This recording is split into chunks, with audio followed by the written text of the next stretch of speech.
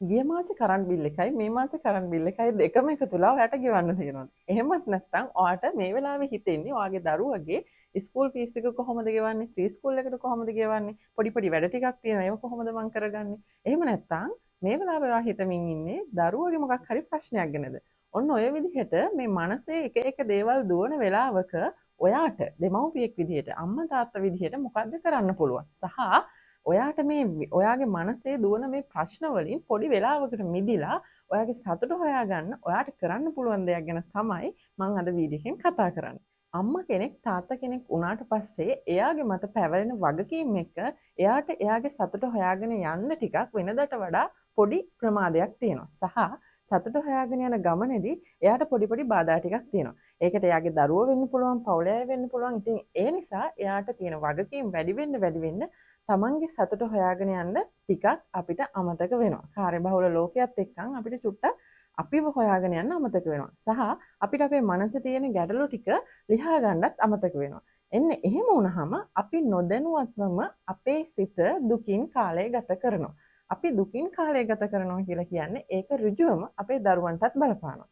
ඒ නිසා මම ඕගොල්ලන්ට අද කතා කරන්න හිතුවා අපිට මේ කලබල වෙලාවක අපේ මනස දුවන වෙලාවක ඒක චුට්ටක් නතර කරලා අපිට අපේ සතුට හොයාගෙන අපේ මූණට පොඩි හිනාවක් ගේන්න පුළුවන් වගේම මනසේ තියෙන ආරවුල්කාරී ස්වභාවය නැති කරලා හරි පිළිවෙලක් අරගෙන එන්න පුළුවන් වැඩක් ගැන තමයි මම අද ඔයත් එක්ක කතා කරන්නේ. අපි කාර්යබහුල වෙනකොට අපිට අපේ ජීවිතේදී පොඩ්ඩක් සතුට මගහැරෙන අවස්ථා තියෙනවා. මොකද කාර්යබහුල වෙනවා කියලා කියන්නේ අපිට වැඩ වැඩි වෙනවා. එතකොට අපේ මනසිනුත් අපේ වැඩ කොටස වැඩි වෙනවා. අන්න ඒ වගේ කාලයක් තමයි දැන් මං ගත කරමින් ඉන්නේ. එතකොට මම කැමතිම මම කරන්න ආසම දෙයක් තමයි බුක් shopping. ඒ වගේම පොත්පත් අතර ගිහිල්ලා ටිකක් පොත් බලලා කියවලා ඒ වගේම පොතක් සල්ලි දීලා අරගෙන මං සාමාන්‍යයෙන් මාස 3කට විතර සැරයක් ඒක කරනවා. එතකොට මට සතියකට විතර ලොකු ෆ්‍රෙෂ් එකක් මගේ ඔළුවට දැනෙනවා සහ මගේ ශරීරයටත් දැනෙනවා. මං ඒක ආස දෙයක්. එතකොට ඒ අතරම අපිට කරන්න පුළුවන් දෙයක් තමයි මැන්ඩෙලා පොත් පාට කරන එක. ඒක කලාවක්. ඔන්න ඔය පොත හොයාගෙන තමයි මම මේ යන්නේ. එතකොට මැන්ඩෙලා මෝස්තර කියලා කියන්නේ ඒක නිකන් සමාන්තර රූප අරගෙන එතකොට ඔය රවුම් කොටු දාලා හදපු නිර්මාණශීලී පොත් జాතියක්. එතකොට මේකේ තියෙනවා එක එක විදිහට ගන්න පුළුවන්. මේ පොත්වල මල් වලින් එතකොට සත්තුන්ගෙන් ලස්සන සැරසිලි වලින් කරපු පොත් జాතියක් තමයි මේ මැන්ඩෙලා පොත් කියලා කියන්නේ. ඉතින් මම මේ යන්නේ එහෙම මැන්ඩෙලා පොතක් මට ගැළපෙන මං ආස එකක් තෝරගන්න. එතකොට මට හම්බ වුණා ලස්සන පොතක්. මං පොත් කිහිපයක් අතරින් මේ පොත තමයි තෝරගන්න හිතුවේ.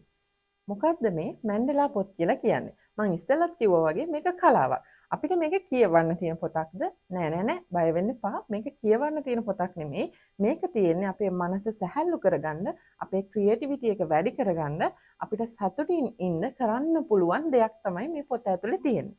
මේ පොතක් එච්චර ගණන් වෙන්නෙත් නෑ. මේක රුපියල් 500කට වගේ තමයි මම මිලදී ගත්තේ. හැබැයි එක එක ගණන් වලට තියෙනවා. මට මගේ අවශ්‍යතාවය අනුව මේක ඇති කියලා හිතුණා. ඒ නිසා මම තෝරලා රුපියල් 500කට මේ පොත ගත්තා. ඉතින් මේ පොත ඇතුලේ තියෙන්නේ මොනවද සහ මේක කරන්නේ කොහොමද සහ මේකෙන් මොනවද අපේ මනසට ලැබෙන්නේ සහ අපි කොහොමද මේක දවස ගානේ කරන්න කියලා මම වීඩියෝ එකේදී කතා කරනවා. ඉතින් දිගටම මේකත් එක්ක එකතුලා ඉන්න මේක ඔයාට භාවනාවක් වගේ ඔයාගේ මනස සැහැල්ලු කරගන්න පාවිච්චි කරන්න පුළුවන් දෙයක්. මේක හරියට අපිට අපේ හිත භාවනාවක් කරනවා වගේ කරන්න පුළුවන් වැඩක්. භාවනාවක් කරනකොට අපිට ඒකට කාලයක් ඕන, හොඳ පුහුණුවක් ඕන, ඒකට අපිට ගුරුවරයෙක් ඕන. ඉතින් ඒ වගේ වැඩකදී අපිට ටිකක් මහන්සි වෙන්න වෙනවා.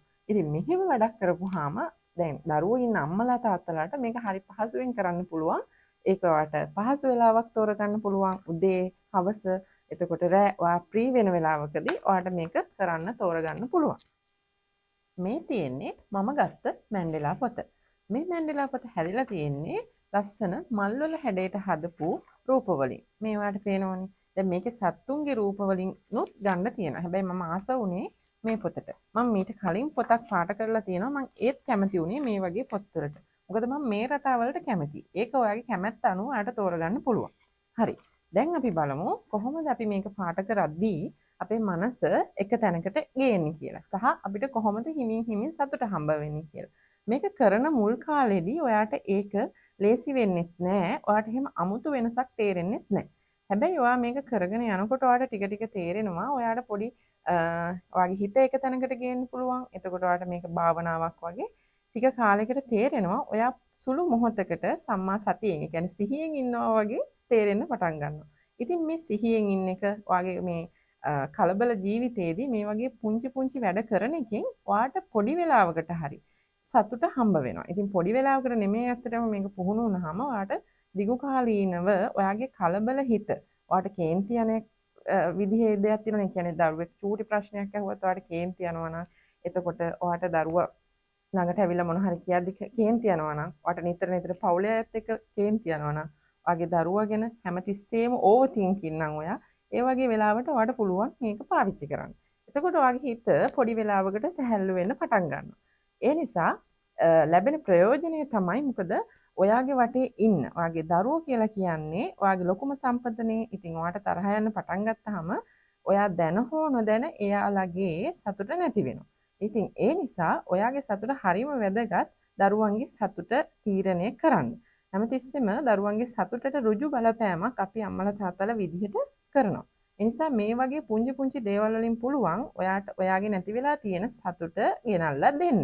මං කියනවට ඔයාට පුළුවන් මේක අත්හදා බලන්න. මේ ක්‍රමය මම හොයාගත්ත ක්‍රමයක් නෙමෙයි. මේක ලෝකේ ගොඩක් අය ඒගොල්ලන්ගේ සිතුවිලි පාලනය කරන්න, තරහ යන එක පාලනය කරන්න, ඒගොල්ලන්ගේ මනස එහෙ මෙහෙ වෙලා තියෙන වෙලාවක ආරවුල් ස්වභාවයක් තියෙන වෙලාවක කරන්න පාවිච්චි කරපු දෙයක්. නිකන් අපිට සමහර වෙලාවල් වලට දැනෙනවා අපිට කිසිම වැඩකුත් නැහැ. හැබැයි අපි හරි කාර්යබහුලයි, අපිට ප්‍රශ්න ඒ වගේ නිකන් අපේ ඔළුව හැමතිස්සෙම කියන වෙලාවල් තියෙනවා. අන්න ඒ වෙලාවල් වලටත් මේ ක්‍රමය හොඳයි. ඉතින් මේක ලෝකේ ගොඩාක් අය පාවිච්චි කරන ක්‍රමයක් සහ මේක මමත් ටිකක් කරලා තියෙන නිසා මම එක පොතක් කලින් පාඩ කරලා තියෙනවා. එතකොට මට දැනෙනවා මේකේ හොඳ වෙනසක් තියෙනවා කියලා. ඒ නිසා තමයි මට ඕගොල්ලන්ටත් කියන්න ඕන උනේ මේක කාර්යබහුල ජීවිතයක් ගෙවන සහ හැම වෙලේම මොකක් හරි ප්‍රශ්නයක ඉන්න කෙනෙකුට මේක යොදා ගන්න පුළුවන් ඔයාගේ ජීවිතේ ඔයාට සතුට හොයාගන්න. දැන් ගොඩක් වෙලාවට මට ලැබෙන කෝල් වලිනුත් මට තේරෙනවා සමහර දෙමව්පියෝ ඉන්න හැමතිස්සෙම උදේ ඉඳලා හවස වෙනකම් මේගොල්ලෝ හිතන්නේ ඒගොල්ලන්ගේ දරුවෝ ගැන සහ දරුවන්ගේ යම්කිසි අඩුපාඩුවක් තියෙනවා නම් ඒගොල්ලන්ට ඒකම තමයි කල්පනා වෙන්නේ. හැබැයි ඒකට කරන්න පුළුවන් විසඳුම්, ඒක වෙනුවෙන් කරන්න පුළුවන් නව දේවල්. එතකොට ඒක වෙනස් කරගන්න මොනවද අපිට කරන්න පුළුවන් කියලා අපි කොච්චර කතා කරත් ඒගොල්ලෝගේ මනස කැමති නැහැ ඒක පිළිගන්න. ඉතින් ඒ වගේ වෙලාවල් වලට මෙහෙම දෙයක්, මෙහෙම ක්‍රියාකාරකමක් ඔයා හුරු වෙලා තිබුණොත් ඒක ඔයාගේ මනසට නිකන් එක්සර්සයිස් එකක් වගේ වෙයි. ඒ කියන්නේ ඔයාගේ මනසට හොඳ භාවනාවක් වෙනස් දේවල්, වෙනස් සිතුවිලි එන්න පටන් ගනී. ඉතින් මේක හොඳ ක්‍රමයක් කියලා මං කිව්වේ අන්න ඒ නිසයි. මොකක් හරි අපිට හිතුණු හැම වෙලාවකම දැන් ගොඩක් අය පුරුදු වෙලා තියෙන්නේ ස්මාර්ට් තිරයක් ඉස්සරහට ගිහිල්ලා එයාගේ ප්‍රශ්න වලට සොලියුෂන් හොයන්න. එතකොට මේක ඉතින් ඇත්තටම හැම වෙලාවෙදිම සාර්ථක ක්‍රමයක් නෙමෙයි. ඒ නිසා මේ වගේ දේවලුත් ලෝකේ තියෙනවා සහ මේවා හරිම වටින දේවල් කියලා පෙන්වන්න තමයි මට ඔයාට ඕන වුනේ. ෆෝන් එකේ අපි එහෙට මෙහෙට යනකොට හැම වෙලාවෙම අපිට අපේ මනසට මේ වගේ දේවල් නිතරම මිස් වෙනවා. ඒ කියන්නේ අපිට මේ වගේ දේවල් අපේ මනසට නිකන් සැහැල්ලුවක් සුවයක් දැනෙන මේ වගේ දේවල් මිස් වෙනවා. මට ඉතින් ඒ නිසා තමයි ඔයත් එක්ක මේ දේවල් වාට මේ ගැන කියන්න ඕමනාව තිබුණේ. මම ඔයගොල්ලන්ට හැමදාම කියනවා වගේ මේ කිසිම දෙයක් ක්ෂණික ප්‍රතිඵල ලබා ගන්න බෑ. අඛණ්ඩව අපි කාලයක් කරනකොට තමයි අපිට හොඳටම ඇඟට දැනෙන්නේ මේ වලට ප්‍රතිඵල තියෙනවා කියලා. එහෙම නැතුව අද කරනවා, හෙට කරනවා, ආයෙ දවස් දෙකකින් කරන්න. ඒ විදිහට හරියට අඛණ්ඩව කරගෙන යන්න බැරි නම් මේ වලගේ ප්‍රතිඵල ලැබෙන්නේ නැහැ. ඉතින් මේවා අපි හැමදාම පොඩි වෙලාවක් හරි විනාඩි 5ක් 10ක් හරි අඛණ්ඩව කරනකොට තමයි මේ වලගේ ප්‍රතිඵල අපිට ලැබෙනවා කියලා පේන්නේ.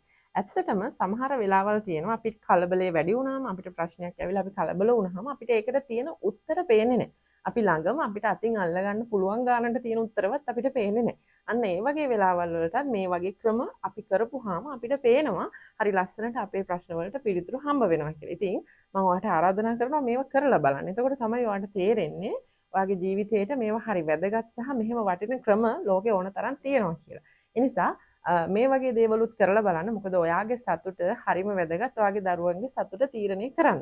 ඒ නිසා ඔයා සතුටින් හිටියම තමයි ඔයාගේ දරුවගේ මුණටත් හැම වෙලාවෙම හිනාවක් එන්නේ කියලා මතක් කරන ගමන් ඔයාට මම කියන්නේ මේ වගේ දේවල් අත්හදා බලන්න. ඉතින් ඒ වගේම මේ වගේ දේවල් දැනටමත් කරන කෙනෙක් ඉන්නවා නම් ඒකත් අපිත් එක්ක බෙදා ගන්න අමතක කරන්න එපා. ඔයා එහෙම කරන කෙනෙක් නම් මේ වලගෙන් ප්‍රතිඵල ලැබපු කෙනෙක් නම් අනිවාර්යයෙන්ම කමෙන්ට් එකකින් ඒක අපිට කියලා තියන්න. ඒ වගේම ඔයාට මොනවම හරි දෙයකට වගේ දරුවන් සම්බන්ධව කතා කරගන්න ඕන නම් එයාගේ ඉගෙන ගන්න වැඩ සම්බන්ධව මාත් එක්ක කතා කරන්න ඔයාට ඕන වෙලාවක පුළුවන්. ඒ වගේම මට පහසු වෙලාවකදී මම ඔයාට අනිවාර්යයෙන්ම උත්තර දෙන්න සූදානම්. ඉතින් මගේ YouTube channel එකත් එක්ක අදත් එකතු වෙලා හිටියට ඔයාට ගොඩක් ස්තුතියි. මෙච්චර වෙලාවක් මට සවන් දුන්නට ඔයාට ගොඩක් ස්තුතියි. ඒ වගේම මාව subscribe කරන්නත් අමතක කරන්න එපා.